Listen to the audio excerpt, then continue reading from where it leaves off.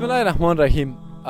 رسول گرامی اسلام صلی الله علیه و سلم مهربانی میکنند که 7 چیز بعد از مرگ یک انسان در عالم برزخ ثوابش و اجرش به او میرسه. از جمله یکی عفر چای آب است که افراد اشخاص که اونجا زندگی میکنه از استفاده میکنه و چی بهتر ای که اون افراد اشخاص نیازمند باشه.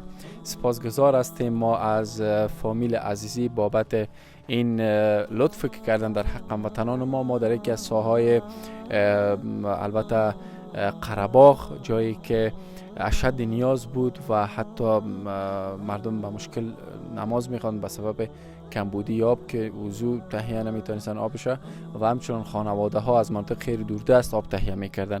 ما اینجا چهار حفر کردیم، هم دوستا میتونن به خاطر نماز و آب وضو تهیه کنن و همچنان فامیل و خانواده ها از آبش استفاده کنن.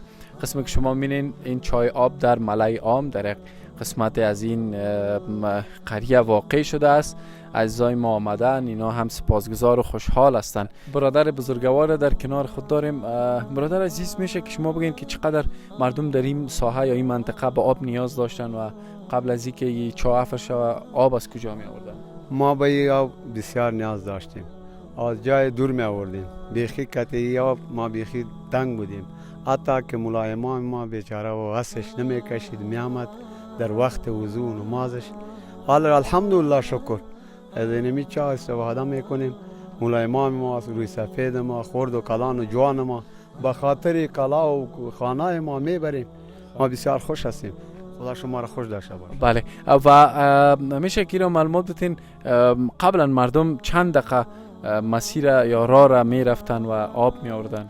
بسیار دور است، دور است، یعنی خورترکاق بیخی واسش نمیکشید تا که آدم کلان نمی بود و کراچی پشت نمی برد. قبلا از کجا می آوردی؟ ما قبلا از اونجا که یک جا بود. خب از جای چند دقیقه 15-20 دقیقه راه است؟ همونجا. حالا انشالله آب از اینجا میبری دیگه مطابقی وقت بخاطر درست میمانی. بسیار خوب. خود خوب هستی؟ شکر است. خوش هستی از ظفر چای آب؟ خوب است. خب بسیار خوب.